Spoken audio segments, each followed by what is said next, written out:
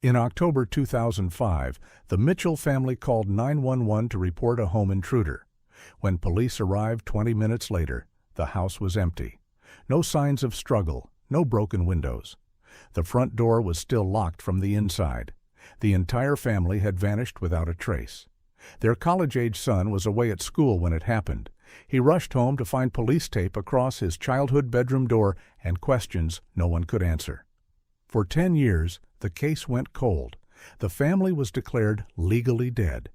Then, in 2015, police arrested a man during a drug bust.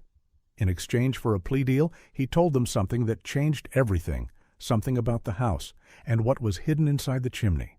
What they found there wasn't bodies. It was proof of a family crime hidden for 10 years. Evidence so shocking it left even experienced investigators speechless. Connor Mitchell's hands shook as he turned the key in the front door of 847 Pine Valley Road, the same door he'd walked through 1,000 times as a kid, now feeling like the entrance to a grave. 10 years since Detective Lisa Harper had called his dorm room. "Your family's missing, son. You need to come home." He'd driven 6 hours straight, praying he'd find his dad's work truck in the driveway, his mom's sedan with the coffee-stained cup holder, Emma's bike with the pink streamers.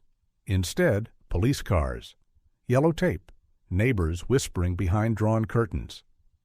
The house stood empty now. Connor had bought it back from the bank last month with money saved from 10 years of construction work, the same trade his father had taught him before everything went to hell. The door creaked open. Stale air rushed out, thick with dust and something else.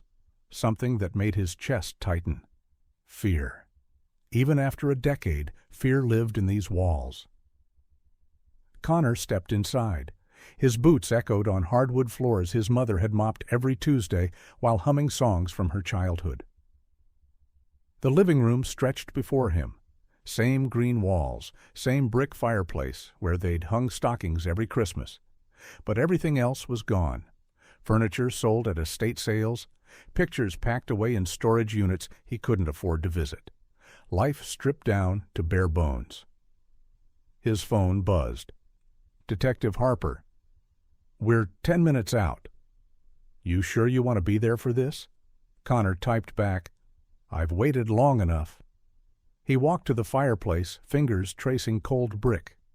This was where Emma used to line up her stuffed animals, where Chloe had carved her initials at 13 when she thought she knew everything about love. The silence felt wrong.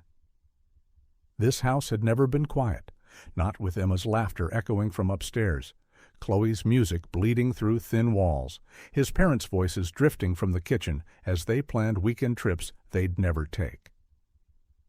Connor pulled out the arrest report Harper had sent him.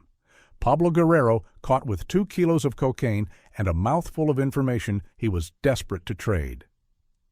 The Mitchell house, Guerrero had told investigators. Check the chimney. Right side, shoulder height. There's a loose brick. Behind it, things the old man hid before he died. Connor's father.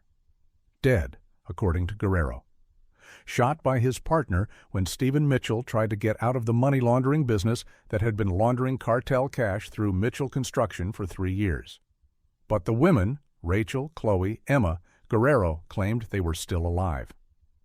Alejandro keeps them close, Guerrero had said. Insurance policy, in case any of the other contractors get ideas about talking. Alejandro Ruiz. The name that had haunted Connor's nightmares since Harper first mentioned it 3 days ago. The man who'd destroyed his family and kept the pieces as trophies. Car doors slammed outside. Through the window, Connor watched Harper approach with 2 crime scene techs, their faces grim with the weight of what they expected to find. Harper knocked once before entering. "Connor, you ready for this?" He wasn't, would never be. "Yeah." The first tech, a woman named Morrison, approached the fireplace with tools and cameras. Guerrero said shoulder height, right side? Connor nodded, his throat too tight for words. Morrison ran her hands along the brick, pressing and testing. "Here, this one's definitely loose." She worked a thin tool into the mortar. Brick dust showered onto the hearth as she pried. The brick shifted, ground against its neighbors, then came free with a scraping sound that made Connor's teeth ache.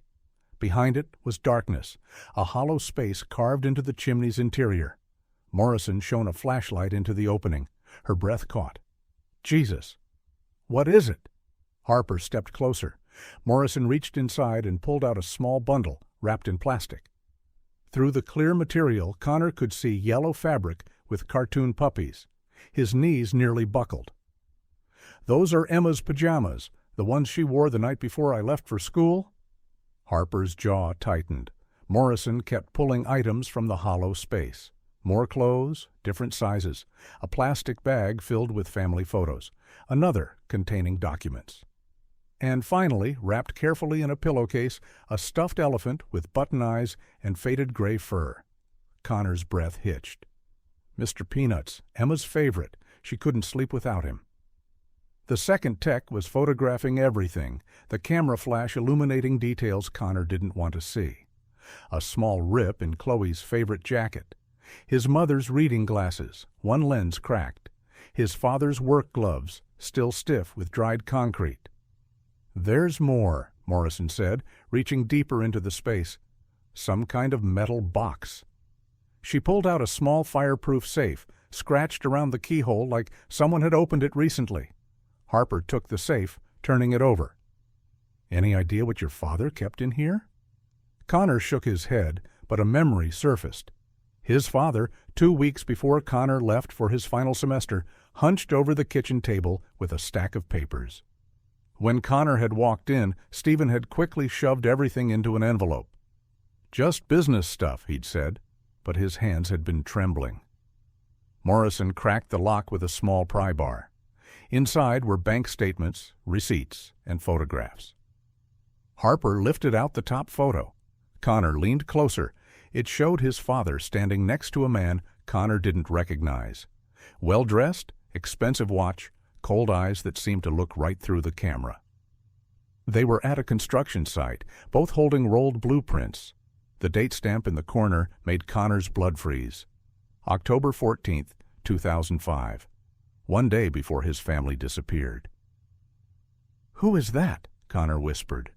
Harper was studying the back of the photo. Someone had written in his father's handwriting, "A. Ruiz, final project." "Alejandro Ruiz," Harper said grimly, "the man who's been running your father's operation for 10 years. Connor stared at the photo, his father's nervous smile, Ruiz's predatory calm, the construction site that had probably laundered millions in drug money. "He killed my dad for trying to get out." "That's what Guerrero says." Harper held up the stuffed elephant, the family photos, the carefully preserved clothes. "But someone packed these things, Connor, someone who knew what mattered most to your family." "Who?" Harper's eyes met his. "Someone who cared enough to leave you breadcrumbs. Someone who wanted you to find the truth." Connor's phone buzzed. Unknown number. He almost didn't answer. Then something made him swipe to accept. "Connor Mitchell?" The voice was calm, accented, familiar from his nightmares, even though he'd never heard it before. "Who is this?" "My name is Alejandro Ruiz. I believe you've been looking for me." Connor's blood turned to ice. Harper was already signaling the techs to start tracing the call. "Where are they?" Connor's voice came out raw. "Your family?" "They're safe. For now. But Connor, I need you to listen very carefully." "I'm listening." "In about 30 seconds, Detective Harper is going to suggest you hang up this phone. She's going to tell you this call is being traced, that help is on the way. She's going to promise you that the police can protect your mother and sisters." Connor looked at Harper, who was frantically gesturing for him to keep Alejandro talking while her team worked. "She can't," Alejandro continued, "but I can. I've been protecting them for 10 years. The question is, do you want me to keep protecting them, or do you want to be the reason they die?" The line went dead.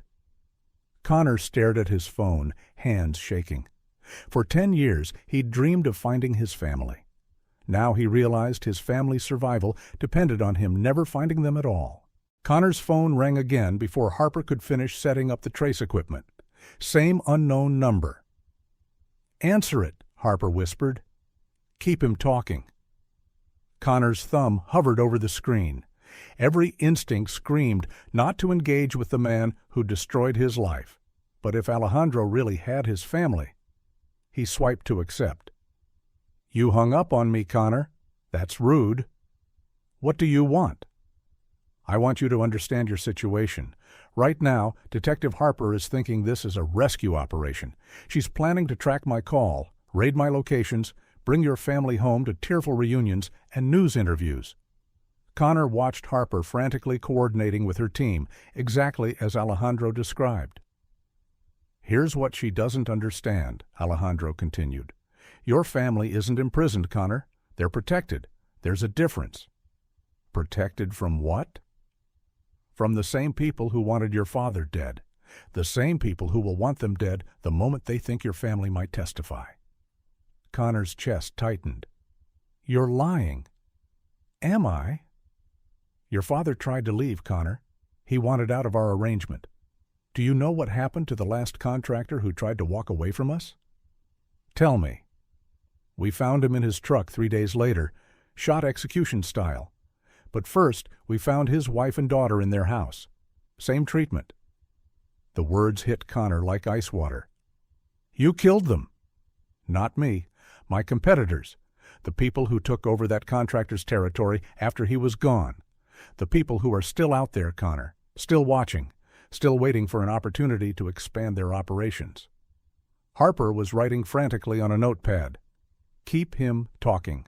Trace almost complete." "Why should I believe you?" Connor asked. "Because I'm about to prove it. Look at your phone."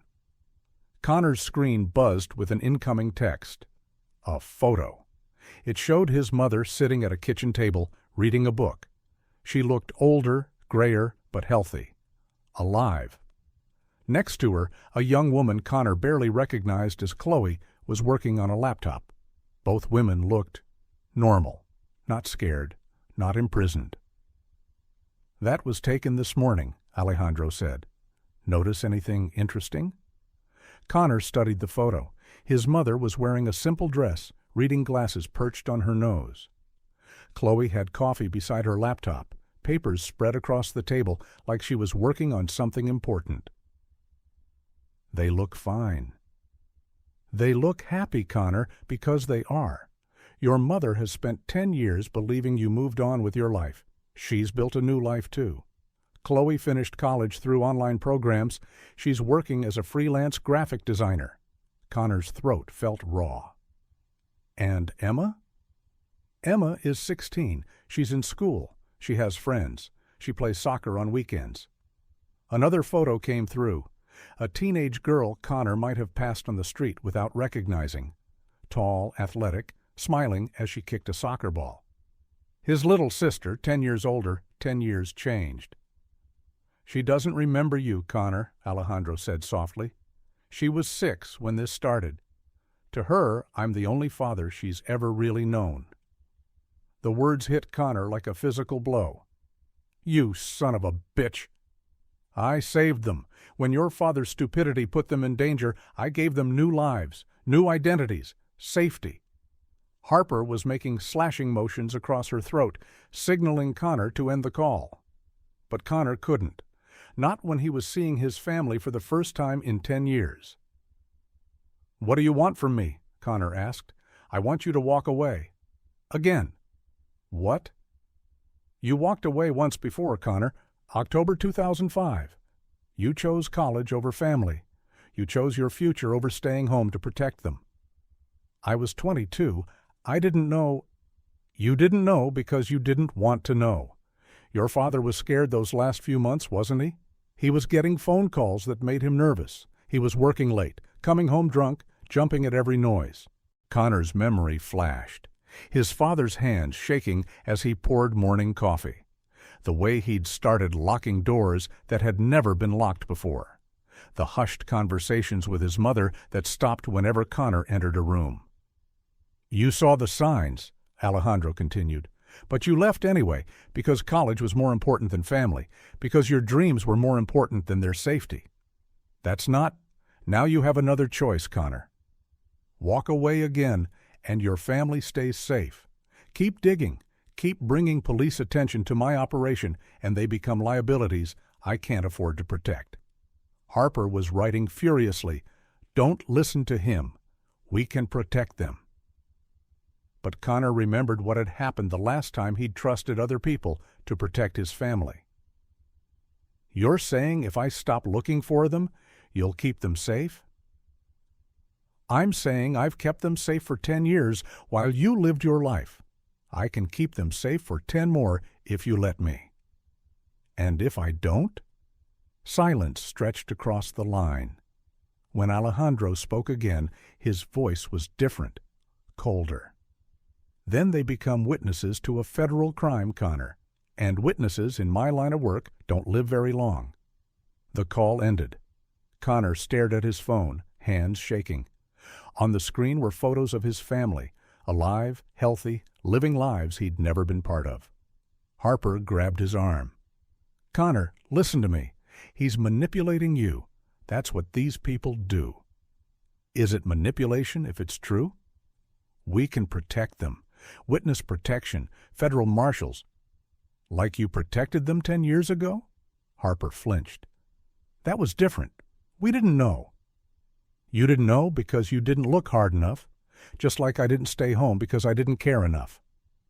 Connor walked toward the door, his legs unsteady. "Where are you going?" Harper called after him. "I don't know." But he did know. He was going to do what he'd done 10 years ago.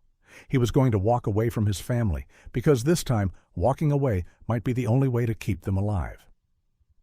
Behind him, Harper was already on her radio, calling for surveillance units, demanding protection details, planning the kind of massive law enforcement response that would get his mother, Chloe, and Emma killed. Connor stepped outside into the afternoon sun, Alejandro's words echoing in his head. "You chose college over family. You chose your future over staying home to protect them." His phone buzzed with one final text from the unknown number. "Smart choice, Connor. Your family will be proud of you, even if they never know why."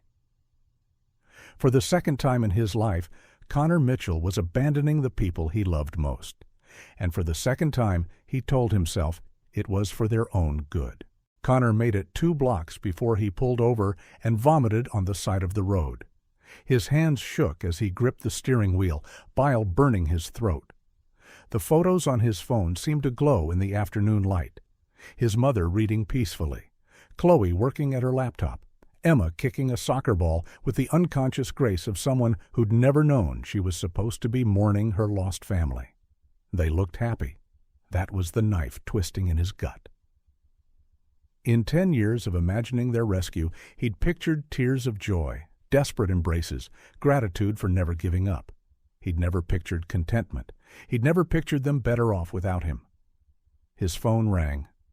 Harper. "Connor, where are you?" "Doesn't matter." "Like hell it doesn't. We've got units mobilizing, federal task force en route. We're going to find them. And get them killed in the process." "Connor, listen to me. Alejandro Ruiz is a predator. He spent 10 years conditioning your family to depend on him. What you're seeing isn't happiness. It's survival adaptation." Connor closed his eyes. "What if you're wrong? What if I'm right? What if your family has been waiting 10 years for someone to save them, and you're about to walk away again?" The words hit like a physical blow. Connor opened his phone gallery, scrolling past the new photos to older ones. Pictures from before. His real family. Emma at 5, gap-toothed and giggling as she rode piggyback on his shoulders. Chloe at 13, rolling her eyes at his jokes, but laughing anyway.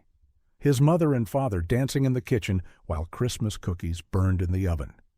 Those people were gone, had been gone for 10 years. The people in Alejandro's photos were different people wearing familiar faces. "There's something else," Harper said. "Pablo Guerrero wants to talk to you. Says he has information Ruiz doesn't want you to know." "What kind of information?" He wouldn't say over the phone, but Connor, he seemed scared, more scared than when he was facing 25 to life on drug charges. Connor stared at his reflection in the rearview mirror. Hollow eyes, 5 days of stubble, the look of a man who'd been carrying a weight too heavy for his shoulders. Where is he? County lockup. But if you're going to do this, we need to move fast. Ruiz has connections inside the system.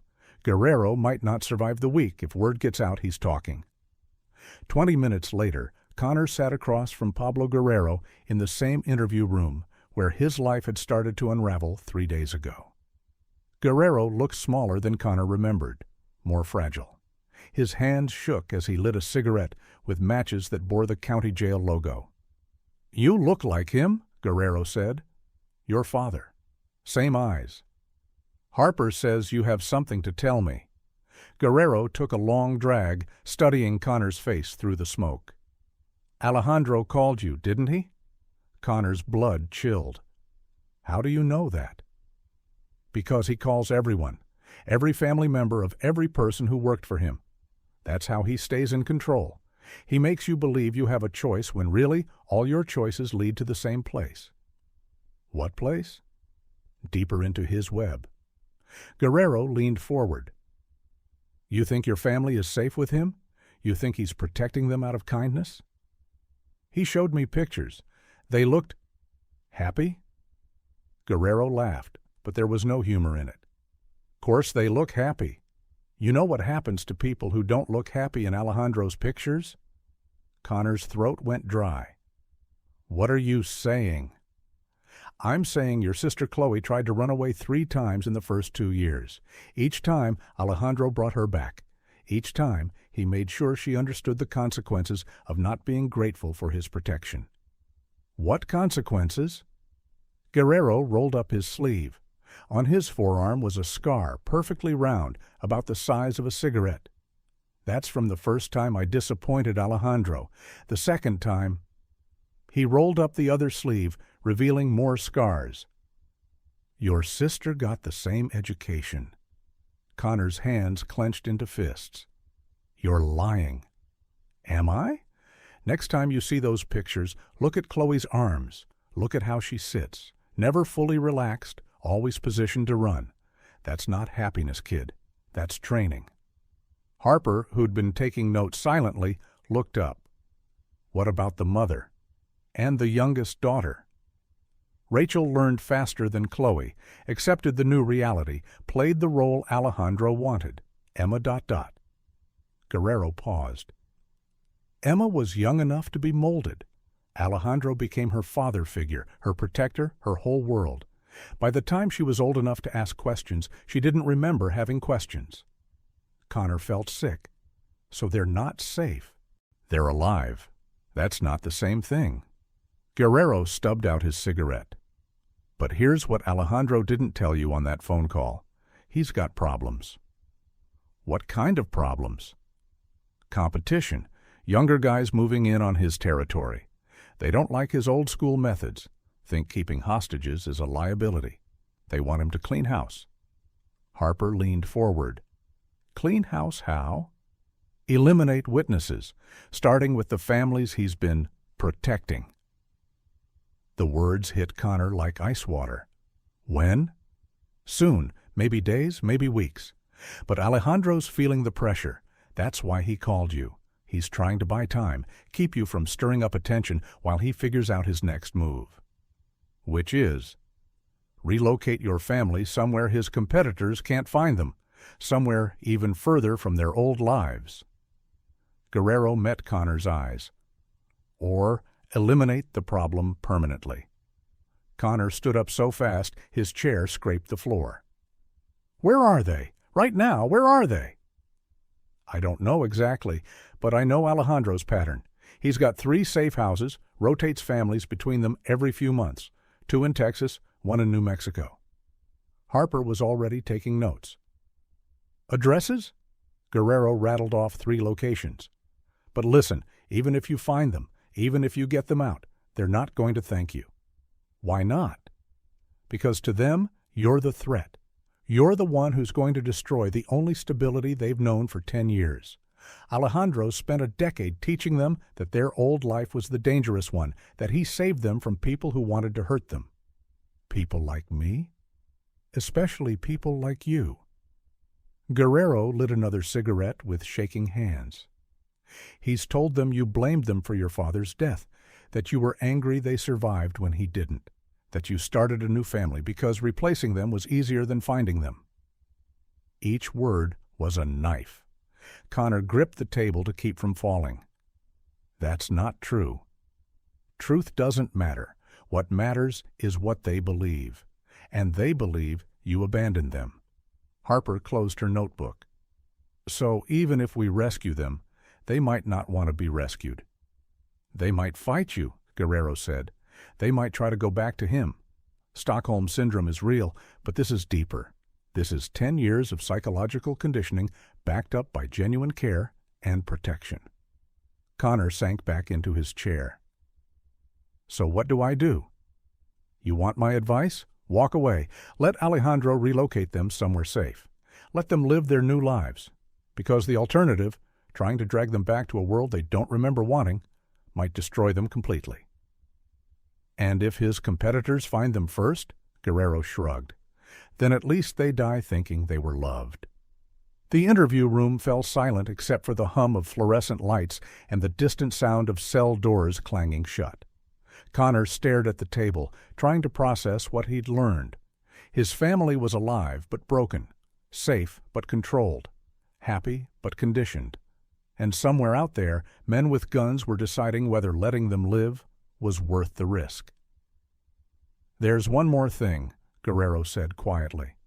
Connor looked up. "Your father didn't just try to get out of the business. He was planning to testify. Federal prosecutors, witness protection, the whole deal. He had evidence that could have brought down Alejandro's entire operation." "What happened to that evidence?" "Alejandro got to him first, but here's the thing. Your father was smart. He hid copies. Insurance, just in case." Harper leaned forward. "Where?" "That's what Alejandro's been looking for all these years. Why he's kept your family close. He thinks one of them knows where your father hid the evidence." Connor's mind reeled. "Do they?" "I don't know, but if they do, and if Alejandro's competitors find out—" Guerrero didn't finish the sentence. He didn't need to. Connor's family wasn't just surviving on Alejandro's mercy. They were living on borrowed time. Connor drove to the first address Guerrero had given him, a ranch house outside Austin. His hands gripped the wheel so tight his knuckles ached. Harper followed in an unmarked car with 2 federal agents, but they'd agreed to stay back. This wasn't a raid, not yet. Just reconnaissance to see if Connor's family was really there. The house sat at the end of a dirt road, surrounded by scrub brush and mesquite trees. A wooden fence enclosed a small yard where laundry hung on a line, moving lazily in the afternoon breeze. Connor parked behind a cluster of oak trees and raised binoculars to his eyes. Through the front window he could see movement. A woman in the kitchen, dark hair pulled back, wearing a blue dress he didn't recognize. His mother, 10 years older, but unmistakably her. She was cooking something, stirring a pot on the stove. Normal, domestic, like any mother preparing dinner for her family. Then Connor saw him. Alejandro Ruiz walked into the kitchen, approaching Connor's mother from behind. He placed his hands on her shoulders, leaned down to kiss the top of her head. She didn't flinch, didn't pull away. Instead, she reached up to pat his hand, a gesture so naturally affectionate it made Connor's stomach turn. His phone buzzed. Unknown number. "Enjoying the show, Connor?" Connor's blood froze. "How do you know you're watching?" "I've known you were coming since you left the jail. I have people everywhere, Connor, including some who wear badges." Through the binoculars, Connor watched Alejandro step onto the front porch of the house, phone pressed to his ear. Even from a distance, Connor could see his smile. "You could knock on the door," Alejandro continued. "Walk right up, introduce yourself. See how your mother reacts when her dead son appears on her doorstep." Connor lowered the binoculars. "Don't? Don't what? Don't let you reunite with your family? Don't give you what you've wanted for 10 years? You know what will happen. I know what might happen. Your mother might scream. She might think she's seeing a ghost. She might have a heart attack from the shock. Alejandro paused. Or she might slam the door in your face and call me to come protect her from the son who abandoned her. Connor could see Harper's car in his rearview mirror, federal agents with high-powered scopes probably watching the house, ready to move on his signal. "Your friends are getting restless," Alejandro said, as if reading his thoughts. "Agent Martinez is radioing for backup. Agent Foster has his hand on his weapon. Detective Harper is probably telling you right now that this is your chance to end it." Connor's radio crackled. Harper's voice. "Connor, we have clear sight lines. Say the word, and we move." "You hear that?" Alejandro asked. "They want to turn this into a war zone. Tactical teams, flashbang grenades, armed assault on a house where your family is making dinner." Through the binoculars, Connor saw Chloe emerge from a back room. She was carrying a laptop, her hair shorter than in the photos, wearing jeans and a college sweatshirt. She looked normal, healthy. When she saw Alejandro on the porch, she waved.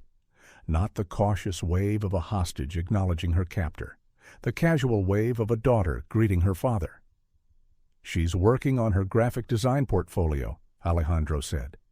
"Did you know she's talented? Really talented. I've been helping her build a client base, teaching her about business. She wants to start her own company." Connor's throat felt raw. "Where's Emma?" "Soccer practice. She's the star midfielder on her high school team. Full scholarship offers to 3 universities. She wants to study veterinary medicine." The words hit Connor like physical blows. His little sister was a high school star athlete with college prospects. His other sister was building a career. His mother was happy. "They have lives, Connor. Real lives, not the fantasy lives you've been imagining, where they sit around mourning you and waiting to be rescued. Actual lives with friends and dreams and futures." Connor watched his mother laugh at something Chloe said, the sound carrying across the yard even though he couldn't hear the words. "What do you want?" Connor asked. "I want you to make a choice. Your family is inside that house 30 yards away. You can kick down the door, drag them back to a world they don't remember wanting, destroy everything they've built. Or ... Or what? Or you can let them live." Connor's radio crackled again. "Harper. Connor, what's your status?" "Do we move?" Through the binoculars, Connor saw a yellow school bus approach the house. It stopped, and Emma stepped off. She was tall, athletic, laughing with friends through the bus windows. She had Connor's father's nose, his mother's smile, but everything else about her was new. She walked up the path to the house like she belonged there, because she did. "She doesn't remember you?" Alejandro said softly. "To her, you're a stranger from a story she was told when she was little, a story about a brother who went away to college and never came back." Emma reached the front porch. Alejandro ruffled her hair affectionately, and she grinned up at him. Father and daughter, natural as breathing. "I could tell her you're here," Alejandro continued. "Right now, I could point across the field and say, 'Emma, see that man with the binoculars? That's your brother Connor. He's come to take you away from everything you know and love.'" Connor's hands shook. "Stop." How do you think she'd react? With joy? With tears of relief? Or with fear that someone wants to destroy her family? Emma disappeared into the house. Through the window, Connor watched her hug his mother, kiss Chloe on the cheek, grab an apple from the counter. A normal teenager in a normal family. "Connor." Harper's voice through the radio was urgent now. "We need a decision. Sun's going down. We're losing visibility." Connor stared at the house where his family lived without him, where they'd built something new from the ashes of something old, where they were safe, even if that safety came with a price he couldn't stomach. "If I walk away," Connor said into the phone, "what guarantee do I have that your competitors won't find them?" "You don't. But if you stay, if you bring federal heat down on my operation, they're guaranteed to become targets." Connor could see the tactical van approaching in the distance, kicking up dust on the rural road. His window of choice was closing. "There's something else you should know," Alejandro said. "Your father's evidence. The files he hid before he died? I found them last year." Connor's blood went cold. "What?" "Bank records, wire transfers, recordings of conversations with federal prosecutors. Everything needed to destroy my operation and put me away for life." "Then why are you still free?" "Because I made a deal with your family. I told them about the evidence, told them what would happen if it ever surfaced. Your mother made the choice to keep it hidden." The words hit Connor like a sledgehammer. "You're lying." "Am I? Ask yourself, Connor. If your family wanted to be found, if they wanted justice for your father's murder, why wouldn't they use evidence that could guarantee it?" Through the binoculars, Connor watched his mother set the table for 4 people. 4 place settings. No empty chair for the son who'd been gone 10 years. They chose this life, Connor. They chose safety over justice. They chose the family they could have over the family they'd lost. The tactical van was closer now. Harper's voice crackled over the radio. "Connor, we're out of time. Move or abort." Connor lowered the binoculars. His family was 30 yards away, living a life he wasn't part of, protected by a man he hated. But they were alive. They were together. They were happy. And if he moved now, if he kicked down that door and dragged them back to his world, he might destroy the only happiness they'd known in 10 years. "What's it going to be?" Alejandro asked. Connor closed his eyes, made his choice, and spoke into the radio. "Abort. We abort." Behind him, he heard Harper curse softly. In the distance, the tactical van began to turn around. Connor started his engine and drove away from his family for the second time in his life. But this time, he could see them in his rearview mirror, safe and whole, and living in a house where they belonged. Even if he didn't, Connor made it halfway back to town before his phone rang again. Not Alejandro this time. Harper. "You son of a bitch," she said without preamble. "You just walked away from them." "I made the right choice." "The right choice?" "Connor, those people have been held captive for 10 years. They've been brainwashed, conditioned, psychologically manipulated. They looked happy. Stockholm Syndrome victims always look happy. That's how the syndrome works." Connor pulled over, hands shaking. Through his windshield, he could see the lights of Austin in the distance. Normal people, living normal lives, unaware that 30 miles away, his family was sitting down to dinner with the man who'd murdered their father.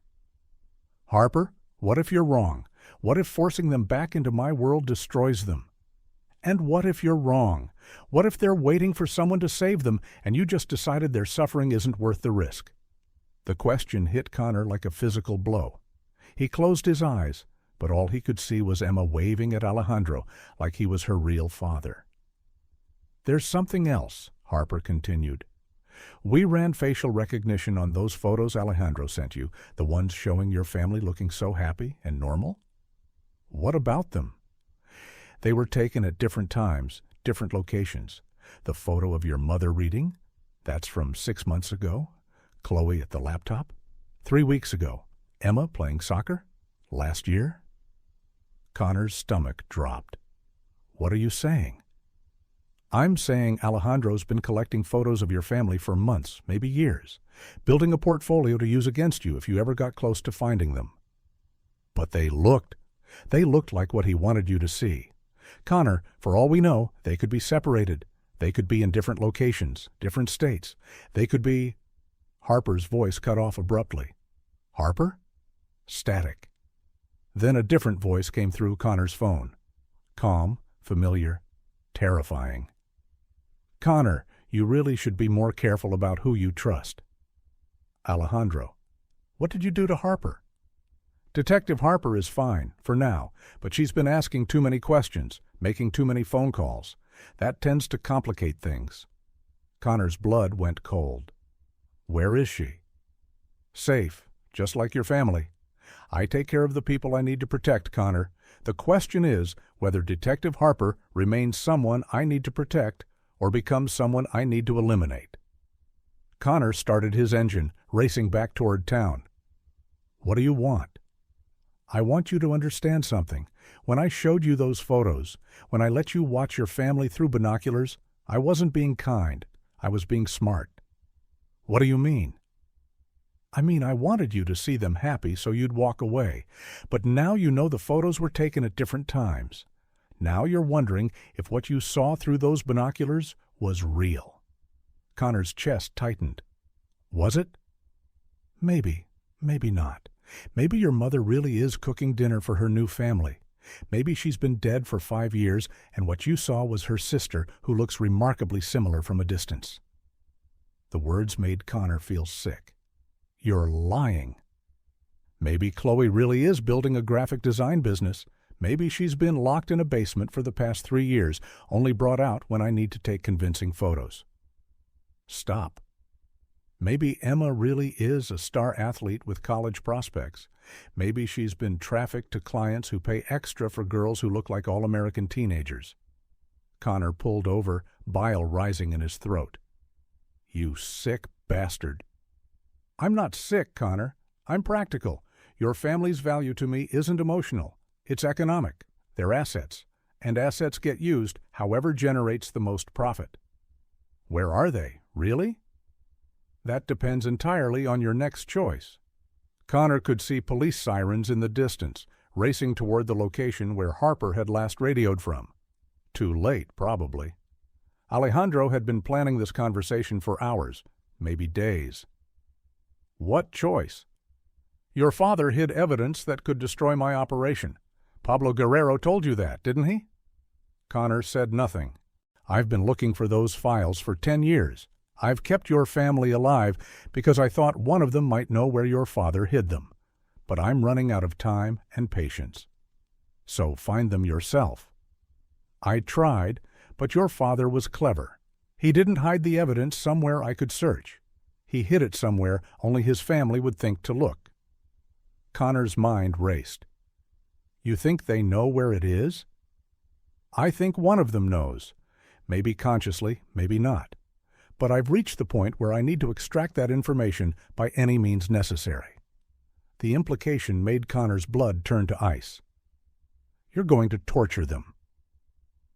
I'm going to ask them questions. How I ask depends entirely on how cooperative they are. How cooperative they are depends entirely on whether they believe their cooperation will save their family or destroy it. Connor could see where this was heading. You want me to convince them to talk.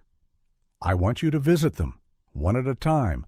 Let them see that their beloved brother Connor is alive and well and very interested in finding Daddy's hidden files.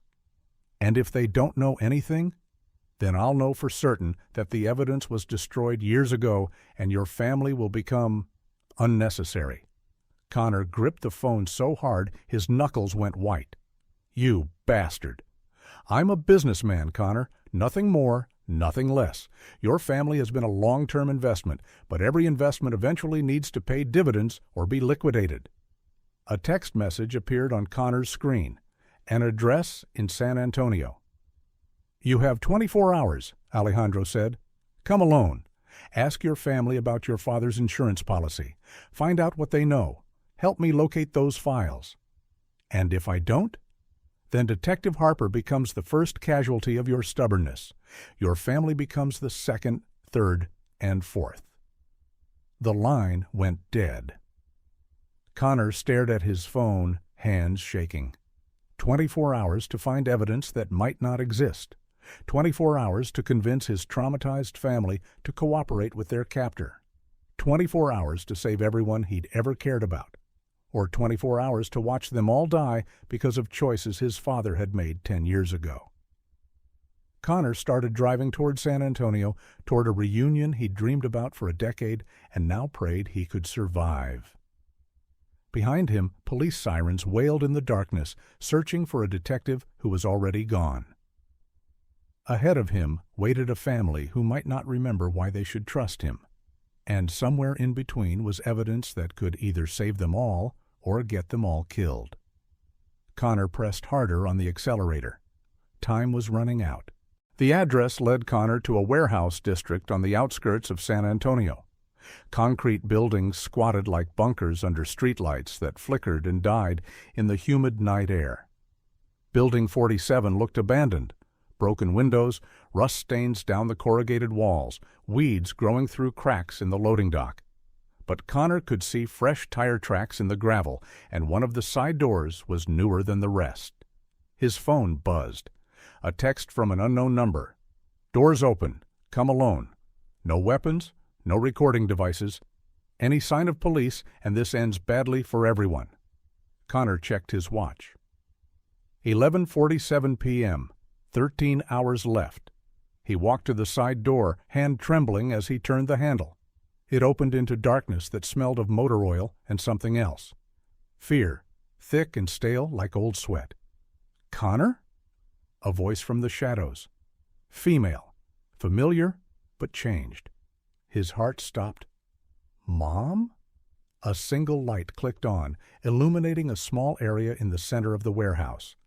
His mother sat in a metal chair, hands folded in her lap, wearing the same blue dress he'd seen through the binoculars. But up close he could see what the distance had hidden, the careful makeup that didn't quite cover old bruises, the way she held her left arm like it had been hurt and never healed properly. "You look older," she said, and her voice was steady but hollow. Connor stepped closer, every instinct screaming this was a trap. "Mom, are you okay? Are you hurt?" "I'm fine." The words came out too quick, too practiced. "Alejandro takes good care of us." "Where are Chloe and Emma?" "Safe. They're safe?" She looked past him toward the shadows. "Aren't they safe, Alejandro?" "Very safe," came the voice from the darkness. "As long as this conversation goes well." Connor could see the outline of a figure in the shadows. Alejandro watching, listening, controlling the reunion like a puppet master. "Mom, we need to talk. About Dad, about what he hid before he died." His mother's face went pale. "I don't know what you mean." "Yes, you do. Bank records, evidence, files that could put Alejandro away forever. Dad hid them somewhere. You know where?" "No." She shook her head, but Connor could see the lie in her eyes. "Your father didn't tell me anything about his business."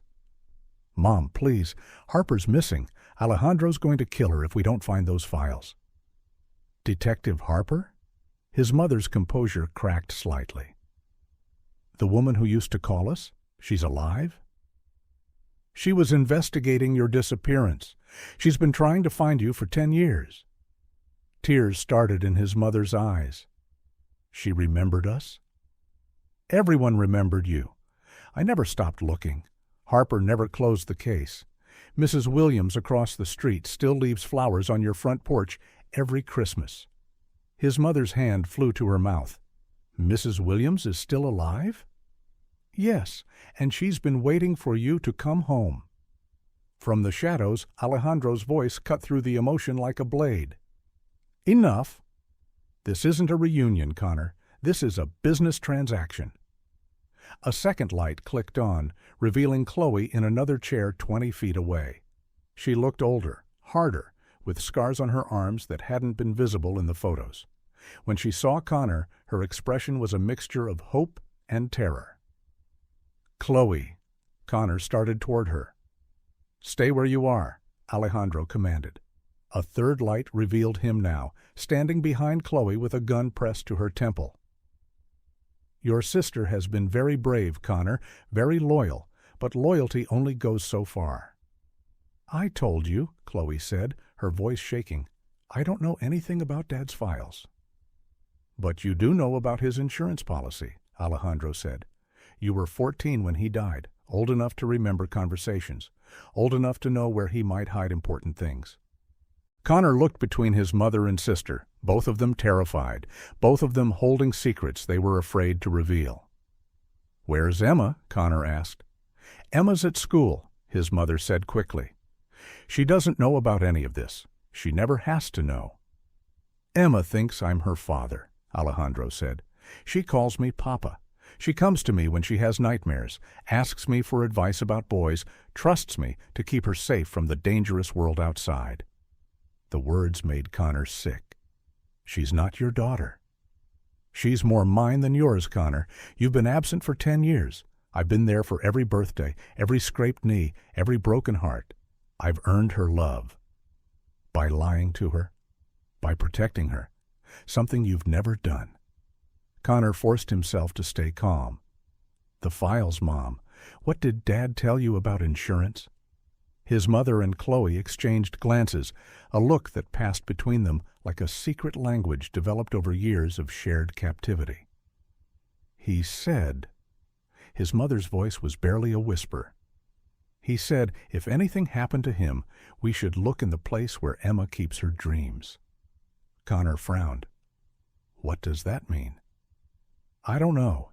It was the last thing he said to me before. She couldn't finish the sentence.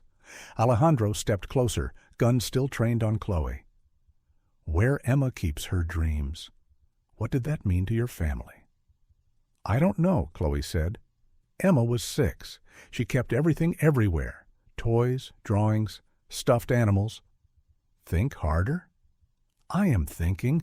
Dad said it the night before he died. He was scared, panicked. He might not have been making sense. Connor's mind raced. Emma, at 6 years old. Where would she keep her dreams? Her bedroom? A toy box? Under her bed? Then it hit him. The tree house, Connor said. His mother gasped. Oh, my God. Dad built Emma a tree house in the old oak behind our house. She said it was where she went to dream about being a princess, a veterinarian, an astronaut. She called it her dream house. Alejandro's eyes narrowed. There's a tree house at your old property? In the backyard. Dad built it the summer before Emma started first grade. She used to have tea parties up there with her stuffed animals. Is it still there? Connor thought about his last visit to 847 Pine Valley Road. The house had been empty, the yard overgrown, but he hadn't looked closely at the trees. I don't know. Maybe. Alejandro lowered his gun. Then we're going to find out. All of us? Just you and me, Connor. Your mother and sister stay here as insurance that you don't try anything heroic. Connor looked at his family, his mother pale and shaking, Chloe trying to look brave despite the terror in her eyes. If I find the files, you let them go? If you find the files, everyone gets to live. Your family, Detective Harper, even you. And if I don't find them? Alejandro's smile was cold as winter. Then you get to watch your family die, knowing it's your fault, just like your father did. Connor closed his eyes, picturing 6-year-old Emma climbing into her treehouse with Mr. Peanuts under her arm, telling her stuffed elephant about all the wonderful things she was going to do when she grew up. Somewhere in that memory was the key to saving his family. He just hoped the treehouse was still standing, and that his father's insurance policy was still hidden inside Emma's childhood dreams. The drive back to 847 Pine Valley Road took 45 minutes. Connor sat in the passenger seat of Alejandro's black SUV, hands zip-tied behind his back, watching familiar landmarks blur past in the pre-dawn darkness. Alejandro drove in silence, one hand on the wheel, the other resting casually on a pistol in his lap. Every few minutes his phone buzzed with updates from the warehouse. Your family's being very cooperative, Alejandro said, after reading one text. Your sister Chloe is telling my men about all your father's hiding spots, under the stairs, behind the water heater, inside old paint cans in the garage. There's nothing in those places. No, but she's trying so hard to help. It's touching, really, the lengths people will go to protect each other. Connor stared out the window at the empty highway. You're going to kill us all anyway, aren't you? That depends entirely on what we find in that treehouse. And if we find the files? Then your family becomes a different kind of liability. Witnesses who can testify about 10 years of captivity, psychological abuse, murder. You think I can let that walk free? Connor's chest tightened. So this is all pointless. Not pointless, necessary. I need those files, Connor. My competitors are closing in. Federal task forces are asking questions, and I'm running out of places to hide. Your father's evidence is the only thing that can give me enough leverage to disappear safely. Leverage how? Insurance. Your father documented crimes committed by people much more powerful than me. Politicians, judges, federal agents. If I have that information, I can guarantee my own safety. They turned onto Pine Valley Road. Connor could see his childhood home in the distance, dark windows staring like empty eyes. And if the files aren't there? Alejandro pulled into the driveway, gravel crunching under the tires. Then I cut my losses and disappear anyway, but not before making sure there are no loose ends left behind. He killed the engine and cut Connor's zip ties with a small knife. Don't run. Don't fight. Don't try to be a hero. Your family's lives depend on your cooperation. They walked around to the backyard, flashlights cutting through the darkness. The yard was overgrown now, weeds waist-high, the wooden fence sagging under the weight of dead vines. In the back corner stood the oak tree, massive and gnarled, its branches reaching toward the sky like desperate fingers. And there, 20 feet up, was Emma's treehouse. It looked smaller than Connor remembered, the wood weathered gray, the roof covered in dead leaves. But it was still there, still solid, still holding secrets from a 6-year-old's imagination. "How do we get up there?" Alejandro asked. Connor pointed to wooden planks nailed to the trunk, a ladder his father had built with Emma's help one Saturday afternoon 15 years ago. Some of the planks were loose now, others missing entirely, but it was still climbable. "You first," Alejandro said, gun trained on Connor's back. Connor grabbed the lowest plank and tested his weight. It held. He climbed slowly, bark scraping his palms, memories flooding back with every step. Emma's laughter echoing from above. His father's voice calling up warnings to be careful. The sound of hammers and saws as they'd built this little sanctuary together. Connor reached the treehouse platform and pulled himself inside. The space was tiny, maybe 6 feet square, with walls that came up to his chest when he knelt. In one corner sat a moldy cardboard box filled with the remnants of Emma's tea parties. Plastic cups, a doll with matted hair, coloring books warped by years of rain. "What do you see?" Alejandro called from below. "Toys, old books, nothing that looks like files." "Look harder. Your father said Emma's dreams? What did that mean to her?" Connor shone his flashlight around the small space, looking for anything that might hide documents. The walls were just plywood, the floor rough wooden planks. No obvious hiding places. Then he remembered something. Emma used to draw pictures and tape them to the walls, pictures of castles and unicorns and stick figures of her family. Most had long since been weathered away, but Connor could see faded traces where tape had once held paper. He ran his hands along the walls, feeling for loose boards or hidden compartments. Nothing. Connor. Alejandro's voice was getting impatient. "I'm starting to think you're stalling." "I'm looking. Give me a minute." Connor sat back on his heels, trying to think like his 6-year-old sister. Where would she keep her most precious things? Where would she hide secrets even from her family? His flashlight beam caught something carved into one of the floorboards. Faint, barely visible, but definitely intentional. Letters. Emma. His father had carved Emma's name into the floor. But why? Connor pressed on the board. It shifted slightly. He worked his fingers around the edges and found it was loose, not nailed down like the others, just sitting in place. He lifted the board. Underneath was a metal box about the size of a shoebox, wrapped in plastic and duct tape. Even after 10 years in a treehouse, it looked intact. "Found something," Connor called down. "Bring it down. Carefully." Connor climbed down the tree with the box tucked under one arm, his heart hammering against his ribs. This was it, his father's insurance policy, hidden in the one place Alejandro would never have thought to look. Alejandro took the box, examining it with his flashlight. The plastic wrapping was yellowed with age, but the duct tape seal was still tight. "Open it," Alejandro said, handing Connor a knife. Connor cut through the tape and plastic, his hands shaking. Inside the metal box were 3 items: a thick manila envelope, a small digital recorder, and a handwritten note. Alejandro grabbed the note first, reading it by flashlight. "If you're reading this, I'm probably dead. Connor, I'm sorry for the choices I made. I'm sorry for putting our family in danger." The envelope contains copies of everything: bank records, wire transfers, recordings of conversations with federal prosecutors. "Give it to Detective Harper. She'll know what to do. Tell your mother and sisters I love them. Tell them I tried to keep them safe." Dad Alejandro's face darkened as he read. "Your father was planning to testify." "Looks like it." Alejandro opened the envelope, scanning the documents inside. Even in the dim flashlight beam, Connor could see his expression change from anger to something approaching fear. "Jesus Christ," Alejandro whispered. "He documented everything." "What does that mean?"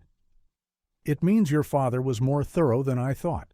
Bank accounts, shell companies, money transfers going back 5 years, names, dates, amounts." Alejandro looked up at Connor. "And recordings of phone conversations between me and federal judges." Connor's stomach dropped. "Judges?" "Your father was wearing a wire for the FBI, Connor. These aren't just business records. They're evidence of federal corruption at the highest levels." Alejandro's phone buzzed. He answered without taking his eyes off the documents. "What? When?" His face went pale. "How many agents?" "Are you sure?" He ended the call and looked at Connor with new fear in his eyes. "What's wrong?" Connor asked. "Federal raid. They hit all 3 of my safe houses simultaneously. Your mother and sister are in FBI custody." Connor's heart leaped. "They're safe?" "For now. But Connor, there's something you need to understand. If the FBI has your family, if they're asking questions about the last 10 years. "What?" "Your family knows things that could destroy people much more powerful than me. People who won't hesitate to eliminate witnesses, even in federal custody." Alejandro stuffed the documents back into the envelope, his movements quick and panicked. "Where are you going?" Connor asked. "As far away from here as possible, and if you're smart, you'll do the same." "What about my family?" "Your family just became the most dangerous people in America, Connor. They have 10 years of memories that could topple governments." Alejandro started walking toward his SUV, then turned back. "One piece of advice? Don't trust the FBI. Don't trust anyone. Your father's files don't just implicate me. They implicate people who have the power to make entire families disappear permanently." He got in his SUV and drove away, leaving Connor standing alone in his childhood backyard, holding his father's final message and wondering if saving his family had just painted an even bigger target on their backs. In the distance, he could hear sirens approaching. The cavalry was coming. Connor just hoped they were riding for the right side. The FBI convoy arrived like a small army. 6 black SUVs, 2 tactical vans, and enough agents to occupy a small town. Connor stood in his backyard, still holding his father's note, watching federal agents swarm his childhood home. Agent Sarah Martinez approached him, badge displayed, weapon holstered, but visible. "Connor Mitchell?" "Yeah." "I'm Agent Martinez, FBI. We need to talk." She led him to one of the SUVs, where Detective Harper sat in the back seat, looking haggard but alive. Relief flooded through Connor's chest. "Harper. Thank God. Are you okay?" "Better than I should be," Harper said. "Alejandro's people grabbed me, but they kept me alive as leverage. When the raid started, they just left me in a warehouse and disappeared." Agent Martinez climbed into the driver's seat. "Mr. Mitchell, we have your mother and sisters in protective custody. They're safe, but we need to discuss what happens next." "What do you mean?" Martinez started the engine. "I mean your family has been living with one of the most wanted men in America for 10 years. They've witnessed crimes, been victims of crimes, and possess information that extends far beyond Alejandro Ruiz's operation." Connor showed her the documents from the treehouse. "My father was working with the FBI. Martinez examined the envelope, her expression growing more serious with each page. "Jesus, He documented federal corruption going back years. Judges, prosecutors, even some of our own people. Is that bad? It's complicated. Martinez pulled out of the driveway. Your father's evidence could bring down a major corruption network, but the people implicated have resources, connections, and motivation to silence witnesses. They drove through the pre-dawn darkness toward downtown Austin. Connor watched familiar streets blur past, his mind racing. Where are my family? Safe house. But Connor, there's something you need to understand before you see them. What? Harper turned from the front seat. They're not the same people you remember. 10 years of psychological conditioning, trauma bonding with their captor. They're going to need extensive therapy, deprogramming, time to readjust. But they're alive. They're free.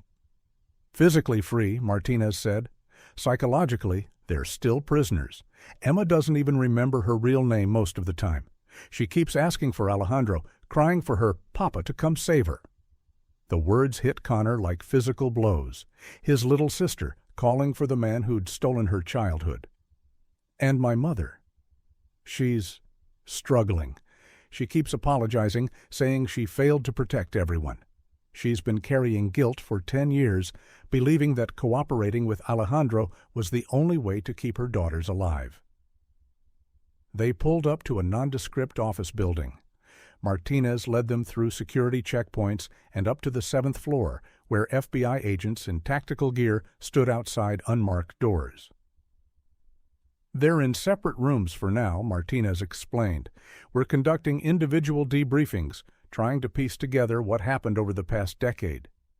She stopped outside room 703. Your mother's in here, but Connor, prepare yourself. She's not going to react the way you expect.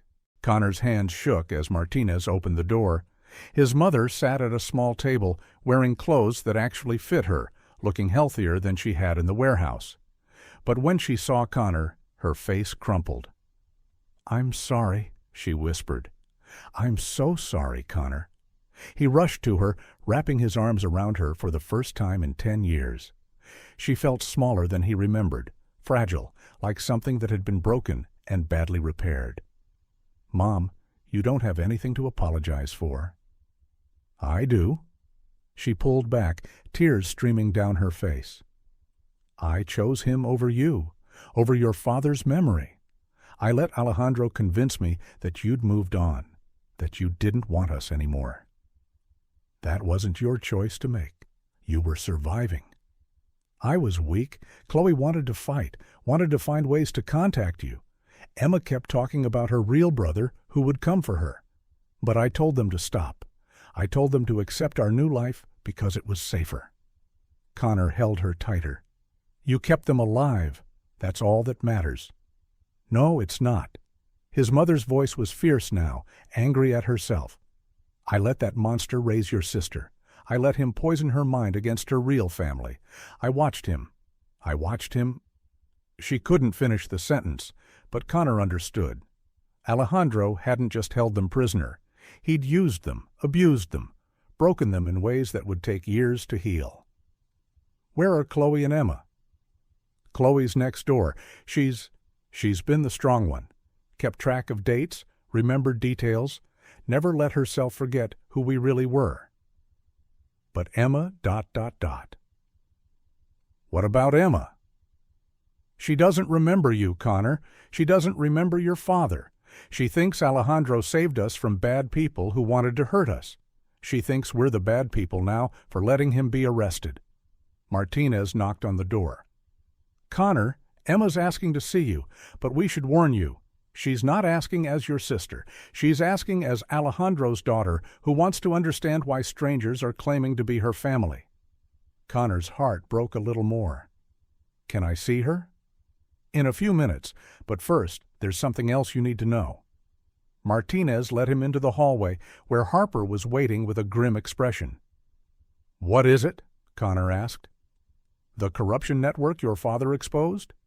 3 federal judges, 2 prosecutors, and 6 FBI agents. They know about the evidence now. They know your family is in custody. So? So they have the power to make your family disappear again. Permanently this time. Connor's blood went cold. What are you saying? I'm saying witness protection might not be enough. The people your father's files implicate have resources inside the federal system. They could track your family anywhere in the country. Then what do we do? Harper and Martinez exchanged glances, the kind of look that said they'd been discussing options Connor wouldn't like. There might be another way, Martinez said carefully, but it would require your family to stay in hiding. New identities, no contact with their old lives, constant movement to stay ahead of the people hunting them. For how long? Forever. Connor stared at them. So they trade one prison for another. It's the only way to keep them alive, Harper said. Until we can build cases against everyone in that corruption network, your family remains in danger. Down the hall, Connor could hear voices, agents talking to his sisters, trying to explain 10 years of lies and manipulation, trying to convince 3 traumatized women that the people claiming to love them weren't the enemies they'd been taught to fear. I want to see Emma, Connor said. Connor, I want to see my sister. Martinez nodded reluctantly. Room 705. But remember, to her, you're a stranger. Don't expect her to run into your arms. Connor walked down the hall, his heart hammering. Outside room 705, he could hear a young woman's voice, scared and angry. I want to go home. I want my papa. Why won't you let me call him? Connor opened the door. The girl sitting at the table was his sister, but she wasn't. Same green eyes, same stubborn chin, but everything else had been shaped by 10 years of lies. She looked up when he entered, and her expression was pure hostility. You're Connor, she said. It wasn't a question. Yeah, I'm your brother. No, you're not. Her voice was flat, certain. My brother abandoned us, Papa told me. He said Connor chose college over family, chose his new life over finding us. Connor sat across from her, trying not to show how much her words hurt. Emma, I looked for you every day for 10 years. I never stopped believing you were alive. My name isn't Emma anymore, it's Maria. It's been Maria for 10 years. Your name is Emma Michelle Mitchell. You were born on June 15th, 1999. Your favorite stuffed animal was Mr. Peanuts. You wanted to be a veterinarian when you grew up. For just a moment, something flickered in her eyes. A memory, maybe. A fragment of the little girl she used to be. Then it was gone. I don't know who you think you are, she said. But my real family is Papa, Mama Rachel, and Chloe. You're just some stranger trying to break us apart.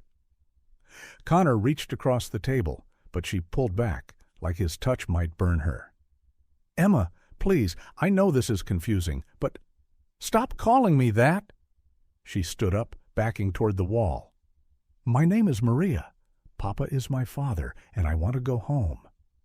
She was crying now, scared and angry and completely convinced that Connor was the enemy.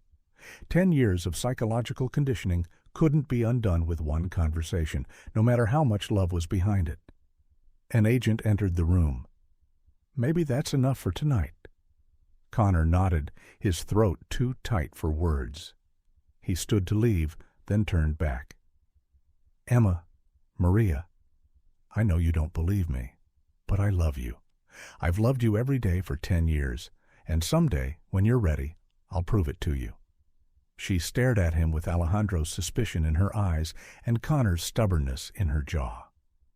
My papa loves me, she said. You're just trying to steal me from him.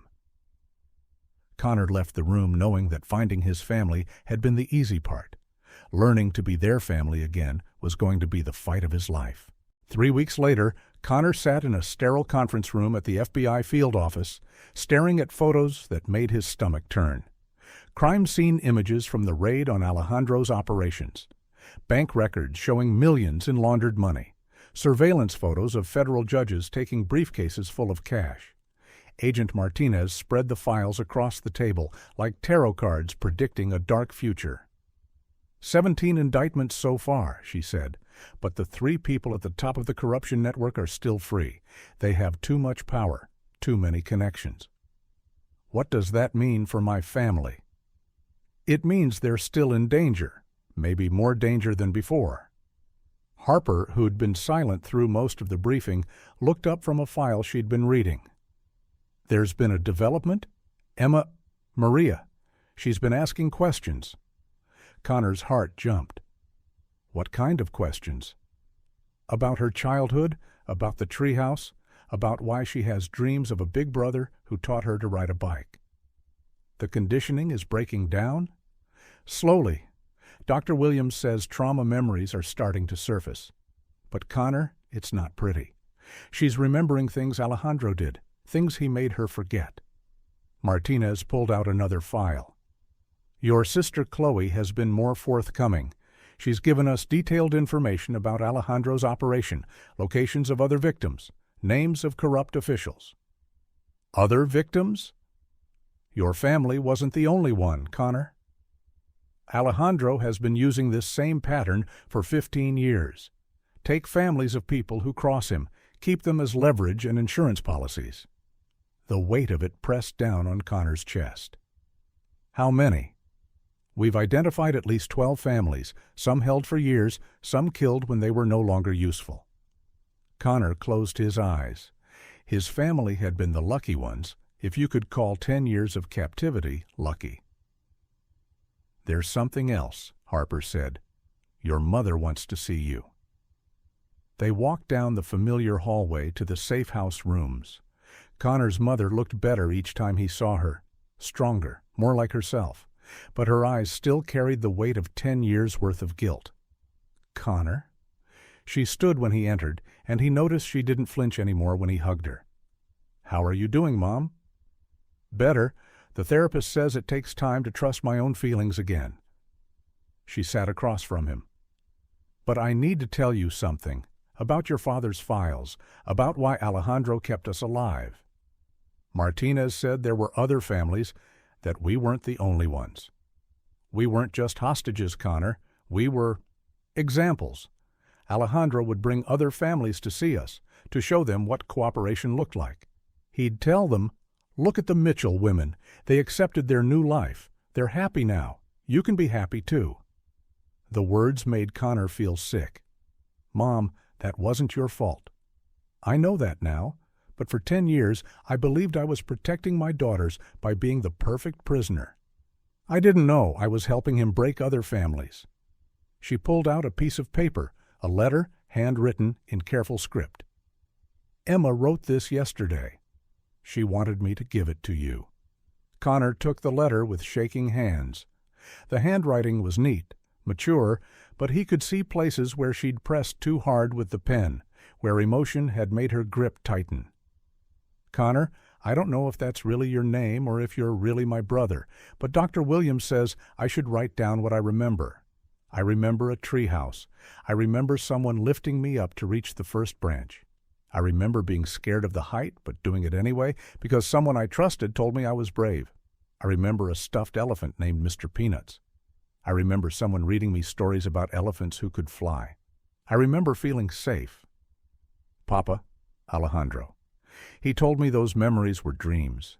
He said little girls sometimes make up stories about imaginary brothers because they want to feel special. He said you were make-believe. But make-believe people don't carve names into treehouse floors. Make-believe people don't hide teddy bears in chimneys. I'm scared to remember more. Dr. Williams says that's normal. She says my mind protected me by forgetting things that hurt too much. But I think maybe forgetting hurt more than remembering. If you really are my brother, I'm sorry I called you a stranger. If you really looked for me for 10 years, I'm sorry I said you abandoned me. Mama Rachel. Mom. She showed me pictures from before. Pictures of all of us together. I can see that you loved me even when I was too little to understand what love meant. I want to try to remember. I want to try to be Emma again, even though Maria is the only person I know how to be. Can you help me? Your sister, I think. Emma Connor's hands shook as he read the letter. His throat was too tight for words. She wrote it herself, his mother said. No one told her what to say. She's starting to remember, Connor. Slowly, but she's remembering. Can I see her? She's with Chloe right now. They're looking through old photo albums Martinez brought from the house. Chloe's been helping Emma identify people, places, memories. Connor walked down the hall to room 707, where he could hear voices through the door. Female voices, soft but animated, the sound of sisters talking. He knocked gently. "Come in," Chloe called. Connor opened the door to find his sisters sitting on a small couch, a photo album spread across their laps. Chloe looked up and smiled, the first genuine smile he'd seen from her since the rescue. "Connor, we were just looking at Christmas pictures." Emma, she'd asked to be called Emma again, though she still sometimes forgot and called herself Maria, looked up hesitantly. "Hi," she said. Her voice was small, uncertain, but not hostile. "Hi, Emma?" She held up a photo. Christmas morning, maybe 15 years ago. Connor and Emma in matching pajamas, surrounded by wrapping paper and toys. "Chloe says you gave me Mr. Peanuts that Christmas." Connor sat in a chair across from them, careful not to crowd her. "Yeah, you'd been asking for an elephant for months. You said elephants were the smartest animals, and you wanted to be smart too." Emma traced the edge of the photo with her finger. "I remember being happy. I remember thinking Christmas was magic because families got to be together." "It was magic," Connor said. "You made it magic?" For the first time in 10 years, Emma looked at Connor without fear in her eyes. "Will you tell me about before?" she asked. "About when we were really a family?" Connor felt tears building in his chest, but they were good tears. Tears of hope instead of grief. "I'll tell you everything," he said. "We have all the time in the world." Outside the safe house, federal agents stood guard against enemies who wanted to silence his family forever. But inside room 707, Connor Mitchell sat with his sisters and began the long, difficult, beautiful process of rebuilding everything they'd lost, one memory at a time. 6 months later, Connor stood in the witness box of a federal courthouse, his right hand raised, swearing to tell the truth about a decade of lies. The courtroom was packed. Reporters filled the gallery, sketching furiously as prosecutors presented evidence that would topple a corruption network reaching into the highest levels of government. At the defense table sat 3 men in expensive suits: Federal Judge Harrison Blake, U.S. Attorney Michael Torino, and FBI Deputy Director James Kellerman, the men who'd made Alejandro Ruiz untouchable for 15 years. "Mr. Mitchell," Prosecutor Jessica Thompson began, "can you identify the defendant Harrison Blake?" "Yes, he's the man in the middle." "Have you seen him before today?" Connor looked at the photograph projected on the courtroom screen. Blake shaking hands with Alejandro outside a construction site, briefcase changing hands between them. "In evidence, photographs recovered from my father's files, photos showing him taking payments from Alejandro Ruiz." Blake's lawyer objected, but the judge, a different judge, one whose bank accounts didn't show mysterious cash deposits, overruled. In the gallery, Connor could see his family. His mother sat in the front row, wearing a blue dress that actually fit her, looking stronger than she had in years. Next to her, Chloe took notes in a reporter's notebook. She'd gotten a job with the Austin American-Statesman covering the corruption trials. And beside Chloe sat Emma. 17 now, still struggling with memories that came back in fragments, but no longer afraid to be called by her real name. She'd started college early, studying psychology with plans to help other trafficking victims. They'd come a long way in 6 months. Family dinners that started awkward and stilted, but gradually warmed with shared stories and recovered memories. Therapy sessions where Emma slowly untangled Alejandro's lies from her own experiences. Nights when his mother called Connor just to hear his voice, still amazed that her son had never stopped looking for them. "Mr. Mitchell," Thompson continued, "what happened when you discovered your father's evidence?" Connor told the court about the treehouse, about Alejandro's phone calls, about the impossible choice between justice and family safety. He testified about watching his family through binoculars, about the psychological warfare Alejandro had used to keep them compliant. "And where is Alejandro Ruiz now?" "Dead," Connor said. "Killed by his own associates when they decided he'd become too much of a liability. Alejandro had been found in a warehouse 3 months ago, shot execution style. His death had freed Connor's family from the immediate threat, but it had also eliminated the government's star witness against the corruption network. That's where Connor's family came in. One by one, they took the stand. His mother testified about being forced to play the role of Alejandro's wife at social functions, meeting judges and politicians who treated her captor like a respected businessman. Chloe described being used as a courier carrying messages between Alejandro and his contacts in the federal system. And Emma, brave, broken, slowly healing Emma, testified about the lies she'd been told, the way Alejandro had convinced her that her real family had abandoned her, that cooperation was the only path to safety. "He told me my brother hated me," Emma said, her voice steady despite the tears. "He said Connor blamed me for Dad's death, that he'd started a new family because I was too much trouble to find." "Did you believe him?" "I had to. It was the only way to survive." The defense lawyers tried to break them, tried to paint them as unreliable witnesses suffering from Stockholm Syndrome. But the bank records were clear. The photographs were undeniable. And Connor's father's recordings spoke from beyond the grave, documenting years of systematic corruption. The trial lasted 2 months. Connor attended every day, watching as the men who'd enabled his family's suffering were slowly, methodically destroyed by their own greed. Judge Blake, guilty on all counts, 30 years in federal prison.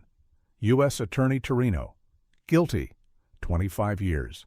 FBI Deputy Director Kellerman, guilty, life without parole.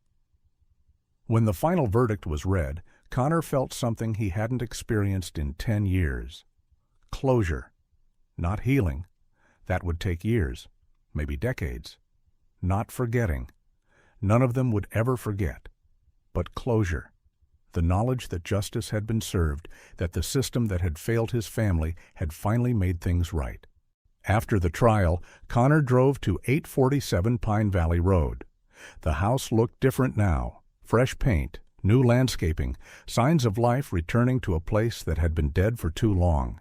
His mother had decided to move back in. "It's where we were happy," she'd said. "It's where we should be happy again." Emma was in the backyard, sitting under the oak tree, reading a college textbook. She looked up when Connor approached. "How did it go today?" she asked. "Guilty on all counts." She nodded, but Connor could see the mixed emotions in her eyes. Relief that her captors had been punished, but also grief for the twisted version of family she'd lost. Stockholm Syndrome didn't disappear overnight, and part of Emma still mourned for Alejandro, still felt guilty for helping destroy him. "Dr. Williams says that's normal," Emma said, reading his thoughts. "She says it's okay to feel sad about losing someone, even if that someone hurt you." Connor sat beside her under the tree. Above them, the tree house still stood, weathered but solid. "I've been thinking about taking it down," Connor said. "Don't." Emma's voice was firm. "It's where Dad hid the truth. It's where my dreams lived, even when I forgot I had them." She leaned against Connor's shoulder, tentative still, but trusting. "Besides, maybe someday I'll have kids. Maybe they'll want a place to keep their dreams too." Connor looked at his sister, this young woman who'd survived horrors that would have broken most people, who was choosing hope over bitterness, healing over hatred. "Yeah," he said, "maybe they will." In the house, he could see his mother and Chloe through the kitchen window, cooking dinner together, laughing at something Chloe had said. Normal? Domestic? Real. His phone buzzed with a text from Harper. "Saw the verdict on TV? Justice served. Proud of all of you." Connor typed back, "Thank you for never giving up. That's what family does. We don't give up." Connor looked around the backyard where he'd played as a child, where his father had built dreams in wood and nails, where his family had been stolen and eventually found again. They weren't the same people they'd been 10 years ago. They never would be. But they were together. They were healing. They were home. His mother called from the kitchen, "Connor, dinner." The same word she'd called 1,000 times when he was young. But now they carried weight, carried meaning, carried the promise that some things lost can be found again. Connor stood up, brushed dirt from his jeans, and walked toward the house where his family was waiting. Behind him, the treehouse stood sentinel in the oak tree, keeping watch over dreams that had been buried but never truly lost. Some stories end with rescue. This one ended with something harder, something more precious: redemption.